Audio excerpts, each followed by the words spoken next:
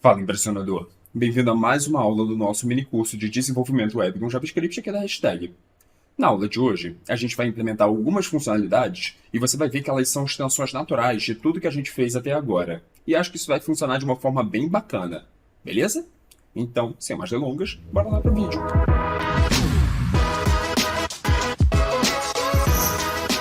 Na aula passada, a gente implementou o botão de embaralhar a playlist, certo? E eu quero atenção para uma determinada coisa aqui, que é o seguinte. Eu cliquei aqui, o botão ficou verde, sinalizando para mim que ele foi selecionado. Cliquei uma vez e ele ficou verde, sinalizando para mim que o botão foi selecionado, que essa funcionalidade está selecionada, está ativa. Cliquei outra vez, eu removi isso aqui, certo? Por que isso é importante? Porque a gente vai fazer a mesma coisa com o botão de repetir a música. Tranquilo? Concorda comigo? Então vamos lá. Sem mais delongas, vamos então criar uma referência para o botão de repeat, porque a gente vai dar para ele o mesmo tratamento que a gente deu para o botão de shuffle. Aí aqui, ó, eu copiei essa linha aqui do shuffle button, só que agora eu quero adaptar ela para repeat, beleza? Agora eu tenho uma variável que guarda uma referência para o meu botão de repeat. Tranquilo? Até então isso aqui é muito parecido com tudo que a gente já fez. O que eu vou fazer então? Também parecido com o que a gente já fez. Eu vou até copiar essa linha aqui. Eu vou adicionar um event listener para o repeat. E aí, então aqui ó, repeat button, que é a minha variável, add event listener. Qual é o evento que eu quero escutar? O evento de clique e eu quero reagir de acordo. Então aqui ó, repeat button clicked. Beleza? Ou seja, eu quero ter uma função que vai ditar um comportamento que eu quero que aconteça quando esse botão for selecionado. Então vamos lá. Function repeat button clicked. Abre e fecha parênteses. E abre e fecha chaves para a gente dizer qual é o passo a passo que vai ser executado aqui. Beleza? Vamos lá. Dá uma olhada aqui no shuffle button clicked, que a gente vai fazer uma coisa muito parecida. O que ele fazia? Ele verificava, está ativo a opção de embaralhar a playlist? A playlist está embaralhada? Se for falso, então, deixa eu marcar que vai ficar, a partir de agora vai ficar. Então, botei aqui, true. Ele sinalizou que a partir de agora vai estar embaralhado. Agora, ele vai embaralhar de fato e, por fim, ele vai adicionar a classe que a gente criou, a classe CSS que a gente criou, que tinha o estilo responsável por deixar o botão verde. Sacou? Ou seja, no momento que a gente clicou e marcou que a gente quer sim embaralhar a playlist, esse botão ficou verde aqui também. E aí, no caso contrário, se ele já estivesse verde e a gente estivesse só tirando essa sinalização, a gente marca então que agora a gente não quer mais que o embaralhar esteja ativado. O embaralhar agora vai estar desativado, né? Isso aqui, ó, a gente está tirando o embaralhar. Eu estou aqui desfazendo o embaralhar também, mas isso aqui é próprio da lógica do embaralhar. Mas também voltou a ser comum com o botão de repetir isso aqui, ó. Quando eu cliquei aqui no botão de shuffle e ele estava ativado, eu queria tirar a cor verde, porque eu queria que ele voltasse a sinalizar para quem está usando aqui o nosso tocador de música que ele não está mais ativado, certo? Eu vou fazer a mesma coisa aqui com o botão de repeat, pelo menos essa primeira e essa terceira instrução, tanto no if quanto no else. Beleza? Então vamos lá. Aqui eu tinha uma variável auxiliar que estava me ajudando a informar para o código ali, a informar para o sistema se eu estava com a opção habilitada ou não, certo? Então eu vou lá em cima, só para organizar o meu código, é aqui que eu estou criando as variáveis auxiliares, e eu vou criar mais uma, let repeat on. Repeat on, que do inglês significa modo de repetir habilitado, beleza? On é de ligado, né? Que nem on e off, tranquilo? Então, repeat on, e ele vai começar como false, ou seja, eu não venho com a opção de repetir música habilitada por padrão. Vai ser desabilitado, tá desligado por padrão.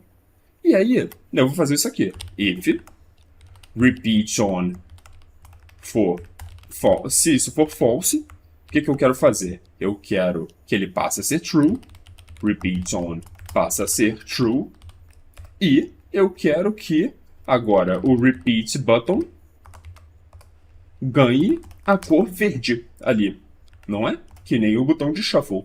Então eu vou até, aqui ó, eu vou até copiar essa linha aqui, porque é exatamente o que eu quero fazer, igualzinho. É exatamente o que eu quero fazer, igualzinho, saca só. Repeat button, eu vou vir aqui no botão de repetir, eu vou pegar a lista de classes que ele tem, e a essa lista eu vou adicionar mais uma classe, a classe que é responsável por deixar esse botão verde. Tanto que agora, se você for ver, cliquei aqui no botão de repetir, ele ficou verde. Beleza. Eu só não tenho ainda o comportamento de volta, que é o que eu vou fazer aqui no caso contrário. Else, aí aqui. Qual é o else? É justamente o caso contrário. Então, deixa eu copiar essas duas linhas aqui, porque eu vou só inverter elas. Se caso contrário, ou seja, se o botão estivesse ativo e eu cliquei nele, eu vou desativar ele. Então, repeat on, que é a minha variável que vai sinalizar isso, vai passar a ser false agora.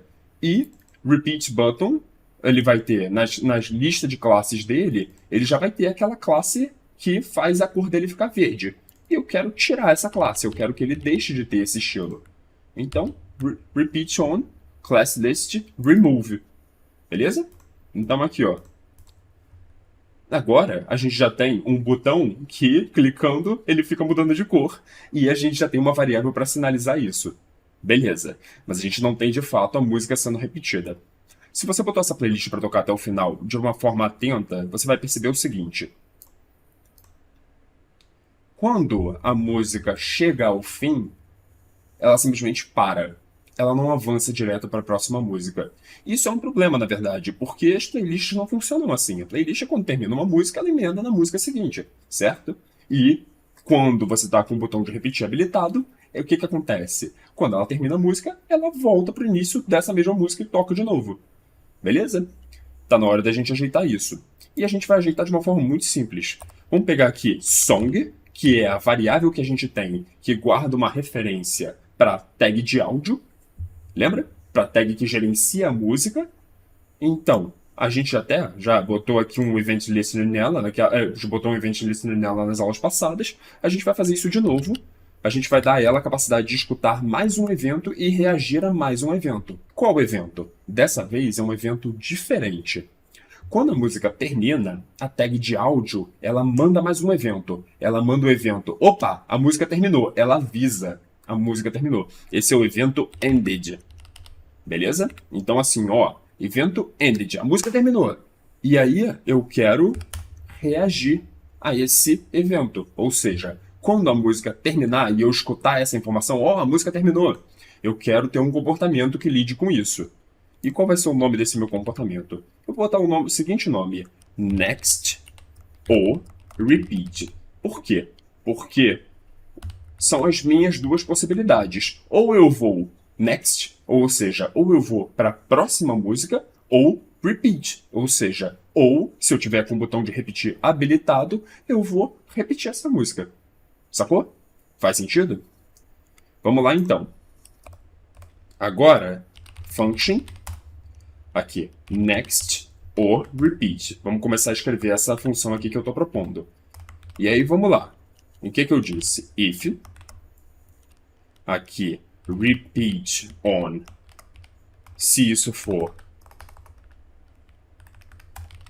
Ou seja, se eu não estiver com a funcionalidade de repetir habilitada, o que vai acontecer? Eu vou só para a próxima música. E isso, a gente já fez esse comportamento. Ele está todo nessa função aqui, next song. Então eu vou só chamar essa função next song aqui, que ela já vai executar os passos necessários para eu avançar para a próxima música. A gente já fez essa função há algumas aulas. Caso contrário, ou seja, caso o repeat esteja habilitado de fato, eu não quero avançar para a próxima música quando essa aqui terminar. Eu quero só play song. Beleza? Eu quero só play song. Eu quero que ele só mande tocar a música de novo. Faz sentido? Isso aqui é o comportamento que eu estou colocando para quando eu escutar esse evento de, ó, a música acabou. Então, acabou a música, executa essa função. Executou essa função, o que ela vai fazer? Vai olhar se o repeat está habilitado. Se tiver desabilitado, vai para a próxima música. Se tiver habilitado, toca a música de novo. Toca a música. Só isso. Beleza? Beleza. Então, com isso modelado, aqui, ó. Eu vou botar essa música para tocar. Vou botar essa música para tocar. E aí agora, você vai ver. Terminou, já avançou para a próxima. Que é uma consequência dessa função que a gente fez. O botão de repeat estava desabilitado, né? Então, terminou a música, o que ele fez? Ele foi para a próxima música. Mas, se eu tiver com o botão aqui habilitado, olha o que vai acontecer. Vou clicar aqui no finalzinho. Vou só esperar essa música acabar. E aí, quando essa música finalmente acabar, você vai ver que ela vai só voltar para o começo. Que é exatamente o que a gente queria. Beleza? Então o nosso botão de repeat está funcionando do jeito que a gente gostaria. Irado. Mas agora eu quero aproveitar e fazer uma outra coisinha que é o seguinte. Aqui, repara só, aqui na barra de progresso, eu tenho, bom, beleza, a barra indicando em que ponto da música eu tô, mas eu acho que dá para fazer melhor do que isso. E como é que é? Bom, eu gostaria, por exemplo, de botar aqui duas informações. A informação de quando a música começou e de quando a música terminou. Eu queria botar aqui duas informações. A informação de qual é o tempo total de música que eu já escutei desse lado aqui e desse lado aqui. Eu quero botar a duração da música, beleza? Se você dá uma olhada no player do Spotify, ele tem essa informação aqui. Então eu vou fazer isso. E aí, repara só. Essa minha div aqui, Progress Container, se você der uma olhada, ó, eu apertei F12 para abrir aqui as ferramentas de desenvolvedor. Por quê? Porque eu vou selecionar aqui essa minha div, ó. Tá vendo aqui? Eu passei aqui o cursor em cima, Progress Container. Tá vendo? Ela aqui é justamente esse retângulo que contém a minha barra de progresso e aquele padding para baixo, certo? É aquele espacinho que eu dei para baixo para minha barra de progresso ficar mais espessa ali pro clique. Lembra disso? Tá aqui, ó. Isso aqui que eu tô mostrando. Mas, por que eu estou mostrando isso? Porque eu vou botar dentro desse Progress Container o seguinte. Olha, eu quero... Bom, eu tenho aqui a minha barra de progresso. Depois eu quero botar uma div logo abaixo. Aqui, ó. Div. Eu quero botar uma div logo abaixo. Por quê? Porque ela vai ser um segundo retângulo que vai ficar aqui abaixo dessa. O segundo retângulo que vai ficar aqui logo abaixo desse. E no qual eu quero colocar... Eu vou botar aqui, ó. Ele vai ter um ID. E ele vai ser o quê? Time Box. Beleza? Time Box. Por quê? Porque ele vai ser uma caixa que vai existir aqui embaixo, na qual eu vou colocar a informação do tempo total tocado aqui desse lado e a informação do tempo total da música aqui desse outro lado. Beleza? Tô fazendo essa nova div. E aí vamos lá. As duas informações, para as duas informações eu vou fazer duas divs. Eu vou fazer duas divs aqui, ó.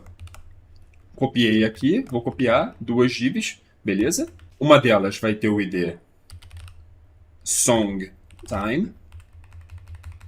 Essa segunda vai ter o ID Total Time, beleza? Por quê? Então, o que eu estou fazendo aqui exatamente? Eu estou fazendo um segundo retângulo que vai ficar logo abaixo da nossa barra de progresso e que vai ter duas informações aqui. A informação de o tempo que a gente já escutou da música, por isso que eu botei Song Time, ou seja, o momento atual da música, e eu vou botar aqui o total, a duração total da música, por isso Total Time, beleza? Então eu vou botar aqui, ó, só pra gente ter essa informação aparecendo ali. 00, e aqui eu vou botar 00. Tá, mas elas apareceram na vertical, não era o que a gente queria. Como é que a gente resolve isso? Vamos vir aqui no CSS e eu vou aplicar um estilo para minha div timebox. Não é? A minha div timebox tem isso aqui é o ID da minha div, e se eu vou aplicar o estilo nela, eu quero selecionar ela então a partir do ID. Então por isso que eu botei hashtag, que sinaliza, ó, é esse ID aqui. E aí o nome do ID. Beleza? Então aqui, eu vou botar a minha div para ser um display flex. Display flex, lembra disso? Display flex informa como os elementos vão se dispor dentro da minha div. E eu vou dizer que a minha direção de distribuição desses elementos vai ser numa linha, beleza? Flex direction vai ser row, que é linha em inglês. Aqui eles apareceram um do lado do outro. Já não está um em cima do outro. Mas isso aqui ainda não é o suficiente, certo? Agora eu vou fazer uma outra coisa, que é justify content. Justify content informa como é que eu vou espaçar os elementos na dimensão principal. A dimensão principal é linha, a secundária é coluna. Eu defini a dimensão principal aqui, beleza? Linha. E aí eu vou dizer então que os elementos vão estar espaçados na dimensão principal segundo a regra space between, ou seja, dá a eles o espaço, distribui igualmente o espaço entre eles. Já que eu tenho dois espaços, o que eu estou essencialmente dizendo? Fica um em cada ponta e aí bota todo o espaço no meio deles. Se eu tivesse 3 elementos, ele ia pegar esse espaço e ia dividir. O primeiro ia ficar numa ponta, o último ia ficar na outra ponta e o do meio ia ficar perfeitamente no meio, de forma que o espaço entre eles ficaria perfeitamente dividido, sabe? Metade do espaço aqui e metade do espaço aqui. Space between significa isso. Como eu só tenho 2 elementos, space between pega todo o espaço que está disponível e joga entre os 2 elementos. Por isso, salvei. E aconteceu exatamente o que eu queria. Foi um para cada lado. Beleza? Agora, isso aqui tá muito expressivo, né? Tá muito gritante. Eu queria que essa fonte fosse mais sutil. Então eu vou botar font size. Eu vou botar smaller. Ou seja, isso aqui é uma medida pré-definida. Tamanho da fonte, font size. Esse é o nome dessa propriedade aqui. E aí, smaller. Beleza? Definindo dessa forma, salvei aqui. E olha, meu estilo ficou dessa forma aqui. Que eu achei bacana. Achei legal. Achei que ficou bem bonzinho. Eu vou botar uma margenzinha só para não ficar muito colada esse retângulo que tem as minhas 2 informações de tempo com o retângulo da barra de progresso. Beleza? Eu vou botar aqui, ó, margin top.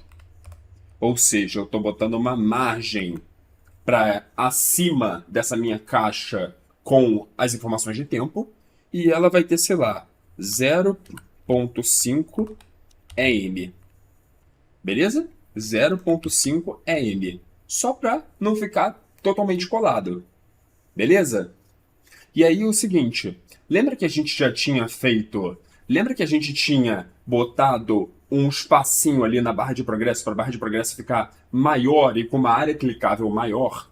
Então, agora eu meio que não vou mais precisar disso, porque com a adição disso aqui, olha o que acontece.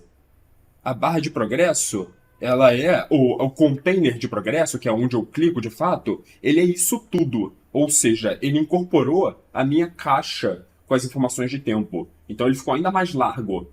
Você tá vendo ali, nessa iluminação, que aquela margenzinha ali de baixo, ela agora parece menos relevante? Então, essa margem não, né? O nome disso é padding. Eu vou pegar isso aqui e vou apagar. Apagando isso aqui, eu voltei, ele voltou a comprimir, mas ele voltou a comprimir de uma forma satisfatória. Por quê? Porque agora o Progress Container, ele voltou a ter mais ou menos a mesma dimensão aqui, ó. A mesma dimensão, que é isso aqui, só que é uma dimensão que está sendo preenchida por uma informação útil, ao invés de só espaço vazio. Beleza? Só isso.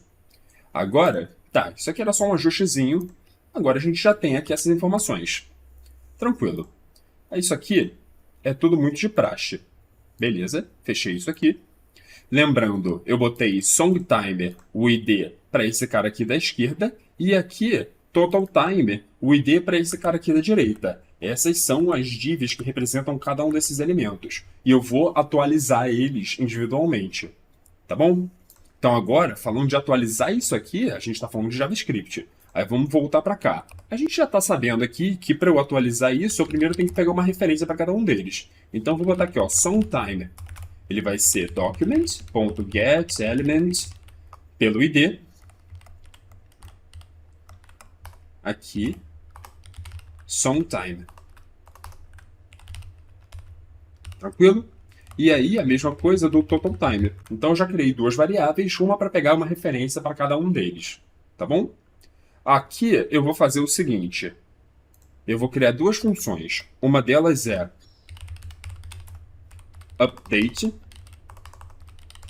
current time, ou seja, atualizar o tempo atual. Atualize a informação de tempo atual. A informação de tempo atual é essa aqui da esquerda. Eu vou fazer isso aqui. O que ele tem que fazer? Ele tem que pegar isso aqui, ó, SongTime, essa minha variável, ponto inner text, beleza? inner text, mas ele vai receber que informação?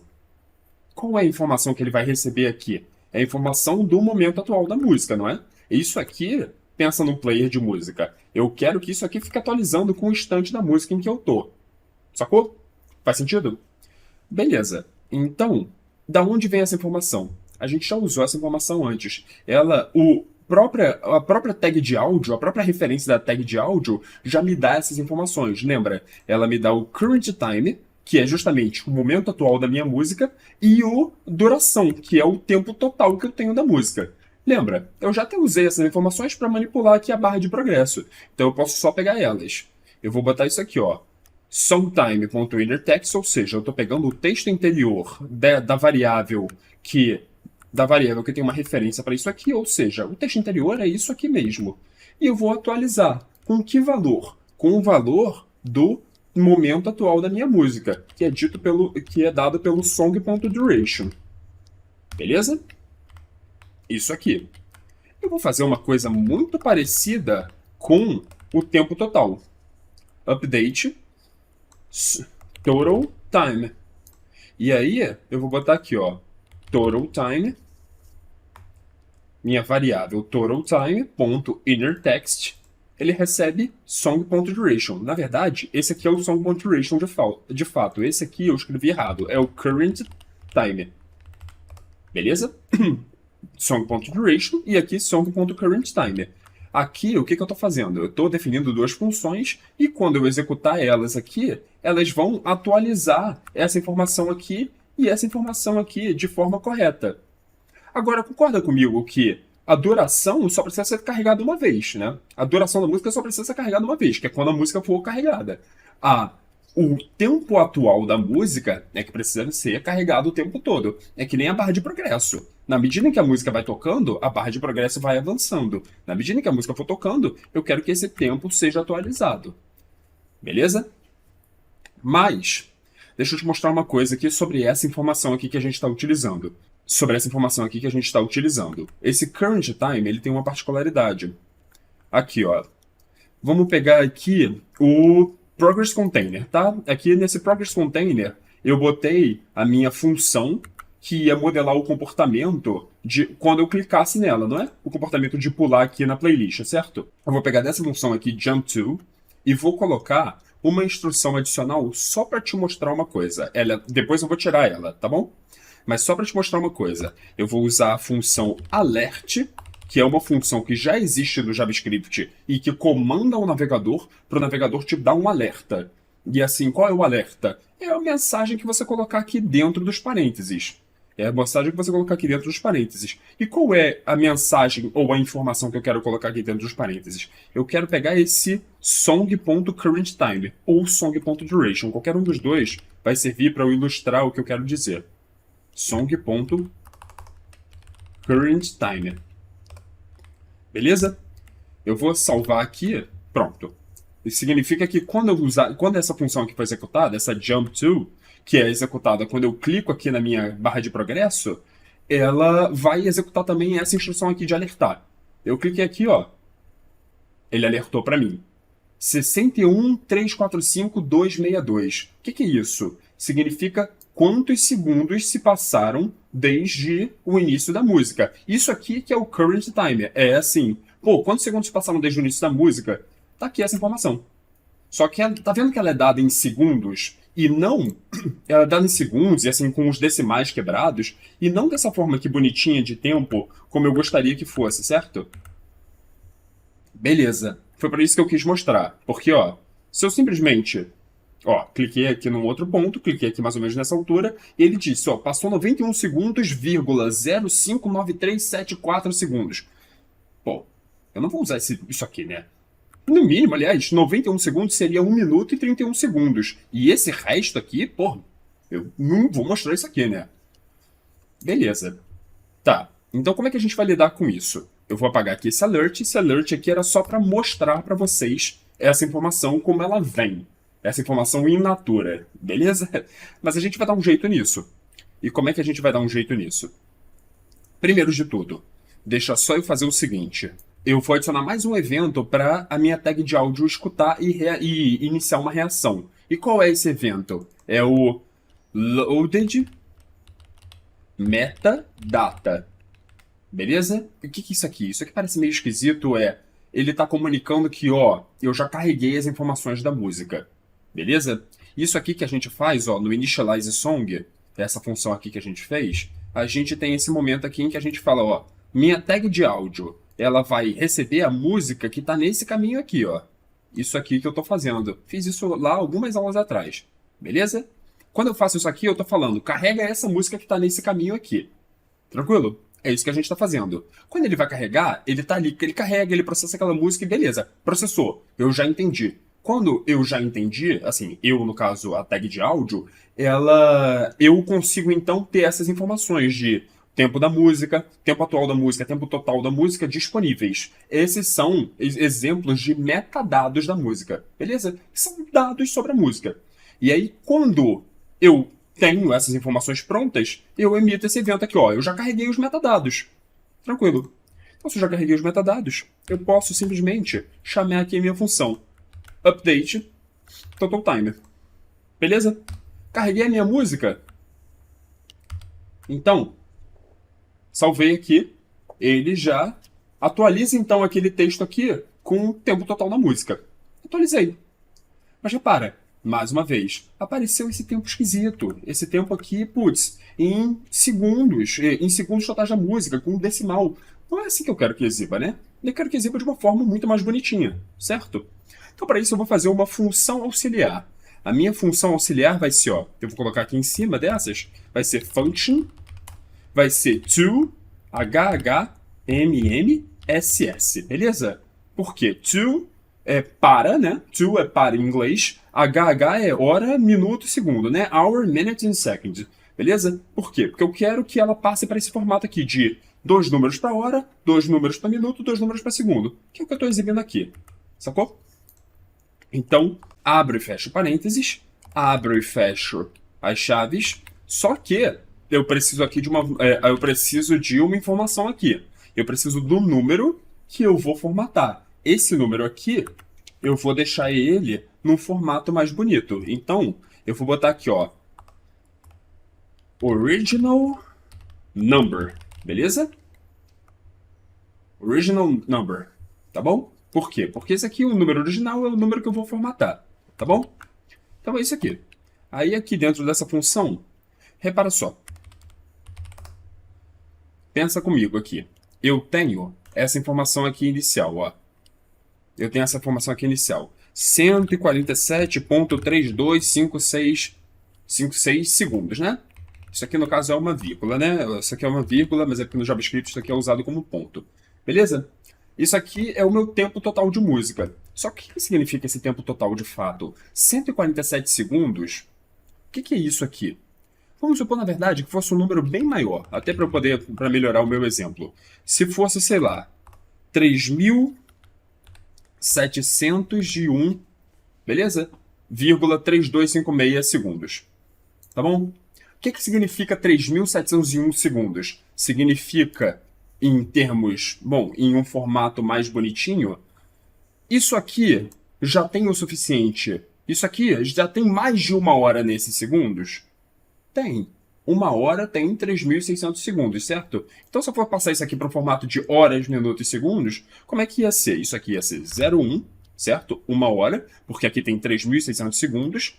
Aí, bom, o que ia sobrar? Vendo, se eu tenho 3.700 e eu tiro os 3.600 que eu vou representar aqui como 1 hora, agora sobrou o quê? 101 segundos. E aí eu vou representar os minutos. Quantos minutos tem em 101 segundos? Bom, tem 1 minuto inteiro, né? Porque 1 minuto tem 60 segundos. Beleza?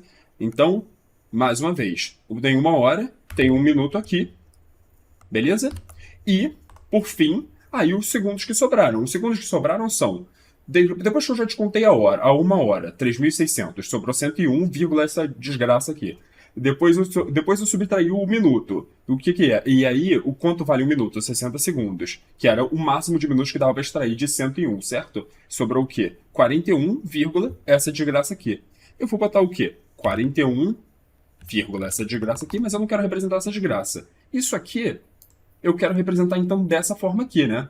essa forma aqui é muito mais próxima, é muito mais fácil de eu bater o olho e falar, pá, beleza, eu sei que esse tempo significa. Então, a minha função tem que fazer isso aqui, tem que formatar em um número desse e transformar ele num número desse. Beleza? Concorda comigo? Então vamos lá. Aqui, ó. Voltando aqui ao que a gente estava fazendo, original number. Então, o que a gente vai fazer? Primeiro de tudo, aqui, ó. O que a gente vai fazer? Let hours, ou seja, a quantidade de horas. E aí, o que eu vou ver aqui? Eu vou ver a quantidade de horas que existe no número original de segundos, né? Quantidade de horas que existe no número original de segundos. Porque aí eu já vou descontar e vou exibir isso aqui como horas mesmo. Beleza? Isso aqui vai ser o quê? Let hours vai ser igual a isso aqui. Lembra que eu falei que uma hora tem 3.600 segundos, certo? Então, isso aqui, dividido por 3.600, isso aqui vai dar o número de horas que eu tenho.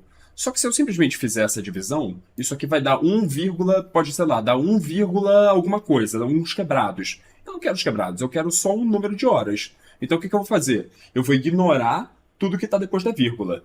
E como é que eu ignoro tudo que tem depois da vírgula? A gente já chegou a usar isso na aula passada. A gente vai fazer math.floor.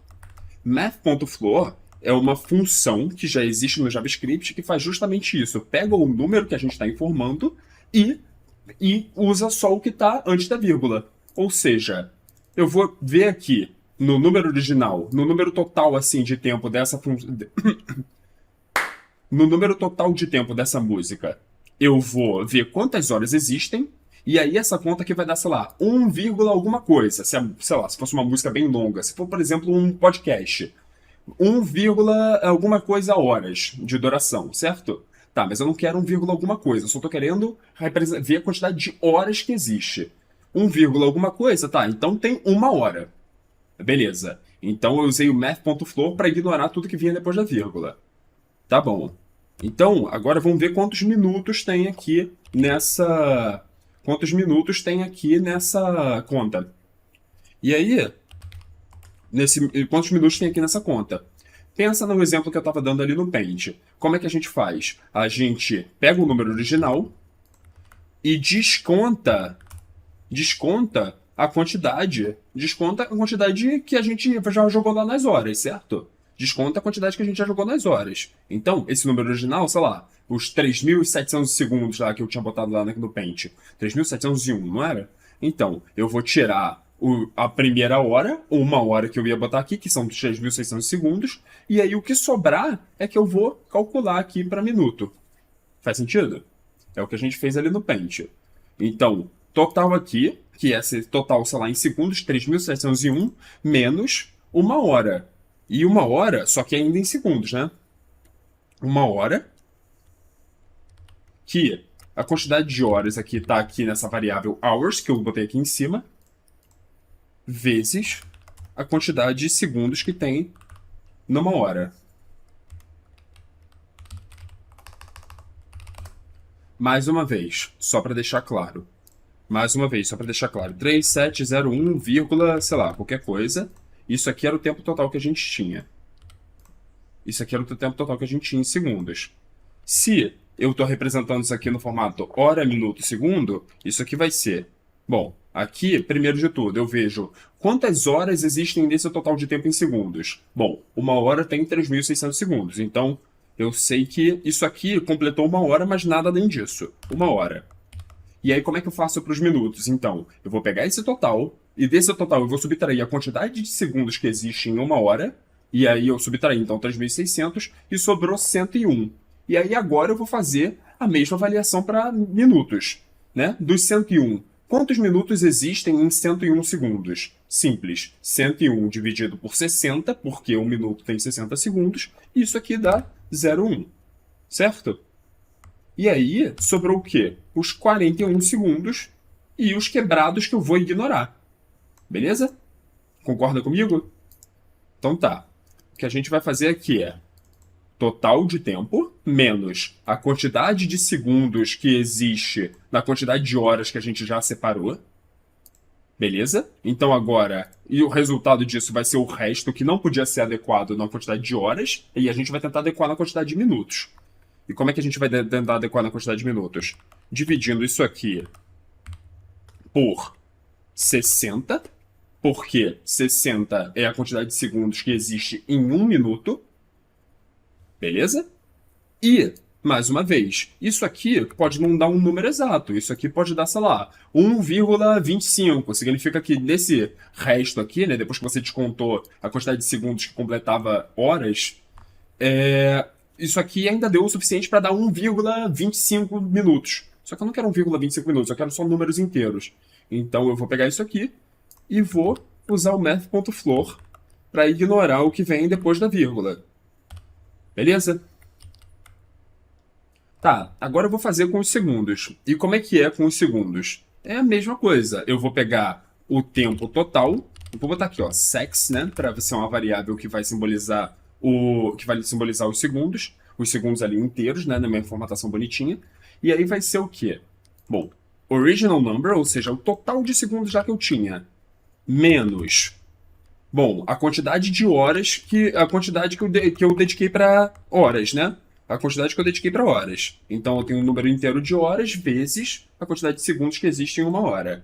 E aí, agora eu também vou vou descontar também dos minutos. Então, minutos vezes 60, beleza? E aí, o que sobrar disso são os segundos que eu de fato vou exibir aqui no finalzinho. Só que eu quero exibir vírgula alguma coisa? Não, eu quero o número inteiro. Então, mais uma vez, math.floor, aqui. Tranquilo? E aí agora, eu quero botar aqui. Eu vou fazer um teste com vocês. O teste vai ser, eu vou dizer que o resultado é isso aqui, ó. Eu vou botar alert, porque eu quero que o resultado apareça aqui na tela, para ficar muito visível logo de cara. Beleza? Eu vou dizer que o resultado vai ser isso aqui. Vai ser hours. Eu vou fazer aquele formato esperto que a gente estava utilizando de texto corrido. De texto corrido com crase. Por quê? Porque eu vou colocar umas variáveis aqui dentro. Essas três especificamente. E entre uma variável e outra, aqui, ó, cifrão. Primeira variável, horas. 2 pontos. E aí depois, cifrão, minutos. 2 pontos, cifrão, segundos. Beleza? Horas, minutos e segundos separados por esses 2 pontos. Tranquilo? Concorda comigo? Então vamos lá. O que eu estou fazendo aqui nessa função? Eu fiz essa formatação dos dados e eu botei aqui temporariamente esse alert só para ele aparecer aqui na sua cara para você ver se está tudo correto, sacou? Vai ser só uma função de checagem. Depois eu já vou tirar isso aqui porque não é exatamente isso que a gente quer, né? A gente não quer que passe por essa função para aparecer um pop-up na nossa cara. O pop-up só vou colocar aqui agora para a gente poder visualizar como é que está ficando esse resultado. Essa função está servindo para formatar aqui o meu número original, né? O meu número original não formatado, o meu número original de tempo não formatado. Então, deixa eu colocar aqui, ó. toHHMMSS, eu vou chamar essa função e eu vou passar o número original, que é o número não formatado. Que é esse aqui, ó. Current time. Na verdade, eu vou passar o duration, porque o duration já está mais na nossa cara, né? O duration é esse aqui. Eu vou passar aqui, ó. Song.duration. Tá bom? Então, eu estou chamando a nossa função que formata, e aí 0, 2.2, 2.23. Ou seja, tem 2 minutos e 23 segundos. Beleza, bacana. Mas, pô, eu não queria que mostrasse só um dígito, não, né? Eu queria que mostrasse 2 dígitos. Faz sentido? Então, como é que eu vou fazer isso? Pensa em todas as vezes que eu falei para você o termo texto corrido. Tá bom? Pensou? Toda vez que eu falei para você texto corrido, bom, o JavaScript ele conhece alguns tipos de dados diferentes. Ou seja, ele sabe quando ele está lidando com um número, ele sabe quando ele está lidando com o que eu estava chamando de texto corrido, e texto corrido para ele tem um nome, string. Beleza? Tem um nome, string. Então, quando eu falar de string, você pensa em texto corrido. Tá bom? Esse é o nome que JavaScript deu para texto corrido. E por que isso aqui é relevante? Porque eu vou fazer o seguinte, eu vou pegar esse número aqui, o número de horas, eu vou fazer isso aqui, ó, toString, ou seja, horas, ponto, transforme essa informação numérica numa informação de texto corrido. E o que significa isso? Imagina que eu estou fazendo um texto, só que o texto tem números, sabe? Só que aí ainda são os números, mas eu estou falando para o JavaScript. Beleza, são números, mas você vai tratar isso aqui como você trata texto. E tratar isso aqui como ele trata texto me dá uma série de funcionalidades adicionais. Uma delas é, texto tem essa função aqui, ó, pad start, tá bom? Pad start. E o que pad start faz? Pad start me permite dizer o seguinte, ó, se isso aqui era um número, se isso aqui é um número que eu estou tratando como texto, eu vou formatar ele para poder ficar um texto mais bonito, mais de acordo com como eu gostaria. E como eu gostaria? Eu gostaria que ele tivesse sempre dois algarismos. Tivesse dois algarismos sempre. Mesmo que fosse um número, sei lá, de 0 a 9, que pode ser representado com um algarismo só, né? Se fosse, mesmo sendo um número de... mesmo sendo um número de 0 a 9, que pode ser representado com um algarismo só, eu quero que ele represente como dois algarismos. Beleza, então a primeira informação que eu passo para esse pad start é o seguinte, eu quero que represente com dois algarismos sempre. Beleza. Ah, e o que eu faço se ele tiver um algarismo só, um número? O que eu faço? Como é que eu vou preencher? Simples, você vai botar 1 e 0, tá bom? E aí aqui, repara só, é 2 normal sem aspas, por quê? Porque 2 normal sem aspas sou eu informando para o JavaScript, isso aqui é um número. Que número? O número de algarismos que eu quero que esse texto tenha. Esse texto, no caso, é o número de horas sendo representado em texto, por isso eu botei esse toString. Pega isso e manda para a forma de texto, tá bom? E aí mandei para a forma de texto, eu vou formatar esse texto para ele ficar bonitinho. Vou formatar. Quais são as informações que eu preciso para formatar esse texto que representa um número? Bom, primeiro é quantos algarismos eu quero usar, e aí eu disse 2, e aí, o que acontece se eu precisar preencher outros algarismos, já que ele tem menos do que a quantidade que você estabeleceu aqui? Simples, coloca essa informação aqui, 0, sacou? É isso que eu estou fazendo. E aí eu vou fazer a mesma coisa com os outros.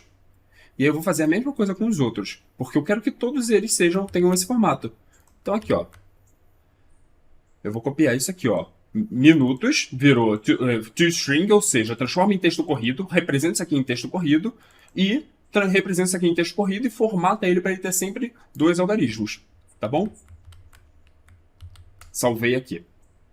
E aí, bom, separei um pouquinho aqui essas linhas, mas isso aqui não tem problema. No JavaScript, ele ignora, assim, quebra de linha, ele ignora esse tipo de coisa aqui. A instrução, ele sabe que a instrução é uma só, porque ela tá aqui, ó. Começa aqui e termina aqui no ponto e vírgula, beleza?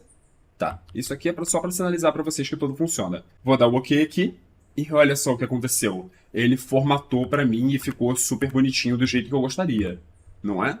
Por quê? Porque eu tendo transformado esse número para uma informação textual, ou seja, eu tendo falado para o JavaScript, passa a tratar isso aqui como uma informação textual, ele ganhou recursos adicionais que ele tem para informações textuais. No caso, ele tem esse recurso aqui para justamente quando eu for representar números como informação textual. E qual é? Bom, se é informação textual, eu posso formatar o texto para deixar ele mais bonitinho. E aí eu fiz isso aqui. Pega as horas e representa sempre com dois algarismos. Pega os minutos e representa sempre com dois algarismos. E pega os segundos e representa sempre em dois algarismos. E isso aqui, todos eles separados por 2 pontos. E aí aqui, ó, olha o meu alert. Ele ficou bonitinho, do jeito que eu gostaria. Beleza? Tá. Agora, eu fiz tudo isso aqui, o alert era só para mostrar para vocês que isso aqui funcionava. Mas eu não quero alertar. Alertar é fazer aparecer esse pop-up aqui. Eu não quero isso. Eu quero retornar. Retornar. Isso aqui, retornar, é uma instrução super importante quando a gente está falando de função. O que a gente está fazendo? A gente está falando, essa função vai fazer esse cálculo e vai me devolver esse valor. E por que eu preciso que ela devolva? Até então, as funções que a gente usou, elas executavam passos pra gente. Mas a gente não precisava que ela executasse nada, fizesse nada, que devolvesse nada. A gente só precisava que a função obedecesse a gente e depois pronto, morre. Aqui não. Aqui eu estou usando uma função para fazer um ajuste para mim. Então, eu preciso que ela me entregue a informação ajustada. E ela vai me entregar essa informação ajustada com esse return, sacou?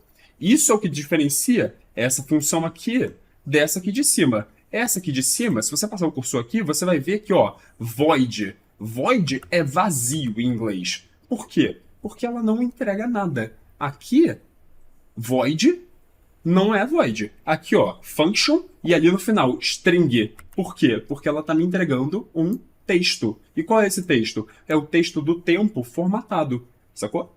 Por isso, return, então é isso aqui. É essa informação, é essa palavra-chave que a gente vai usar toda vez que, ao término de uma função, a gente quer que ela entregue uma coisa, geralmente com um dado que ela processou. Tá bom? Tá. Por que isso aqui é relevante? Porque eu vou pegar esse current time e vou fazer isso aqui, ó. Vou pegar esse current time, que a gente já viu que vai dar uma informação de tempo super bagunçada, e eu vou mandar entrar nessa função aqui. Por quê? Porque eu sei que o resultado vai ser uma informação de tempo arrumadinha, bonitinha. Eu vou pegar esse total time. Por quê? Porque eu vou pegar esse total time e vou botar dentro do toHHMMSS, porque é uma informação super bagunçada que eu quero que ela volte arrumadinha. Fiz isso e olha só. Apareceu aqui para mim o tempo. Bacana, não é? E aí, a cereja do bolo, só para finalizar essa aula com chave de ouro, eu vou fazer o seguinte. Eu tenho esse evento aqui, time update, né? Que ele fica apitando toda vez que o tempo total de música tocado mudou. E aí eu tenho feito isso aqui, né? Eu tenho executado essa função aqui, update progress bar. Certo? Eu vou mudar o nome dessa função só para update progress. Beleza? E aí você vai entender por quê. Eu vou forçar a barra. Eu não vou forçar a barra aqui, mas dá uma pequena forçadinha de barra e você vai ver que vai fazer todo sentido, assim, para o nosso código estar bem legível. Update progress, por quê? Porque eu vou atualizar tanto. Isso aqui era uma função que atualizava a barra de progresso, mas eu quero que atualize também esse tempo. E as duas são informações de progresso da música. Por isso eu mudei o nome da função para a função melhor de escrever. Ela vai só atualizar tudo que for relativo ao progresso da música. Sacou? E aqui, por fim, function update progress, ou seja, essa função aqui, que era a antiga update progress bar, ela só foi renomeada. Eu vou, depois que isso aqui eu lidei com as informações da barra de progresso, eu vou chamar essa aqui, ó, update total time. Update total time. Desculpa, update current time. Eu quero fazer essa aqui. Beleza? É verdade, eu posso até pegar isso aqui, já que é só essa uma instrução, ao invés de chamar essa função que vai executar essa uma instrução, eu já executo essa uma instrução aqui dentro. Beleza? Qual é o resultado que a gente obteve?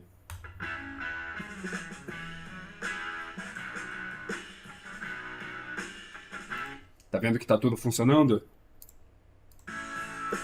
Eu só vou fazer um pequeno ajuste, porque eu acabei de reparar. A gente botou aqui 0000, mas para ficar tudo coerente tem que ser 000000. E aqui a mesma coisa, 000000. Beleza? Tudo funcionando exatamente como a gente gostaria.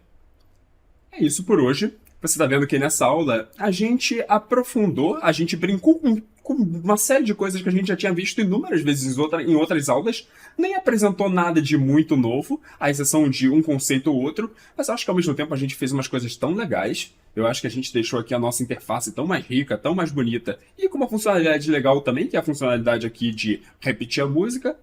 Beleza?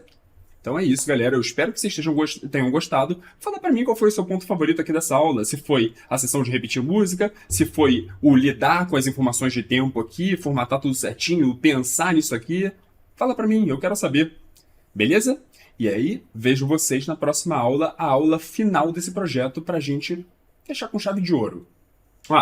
Aquele beijo assim de tá tudo perfeito. Tá bom? Vejo vocês semana que vem. Valeu!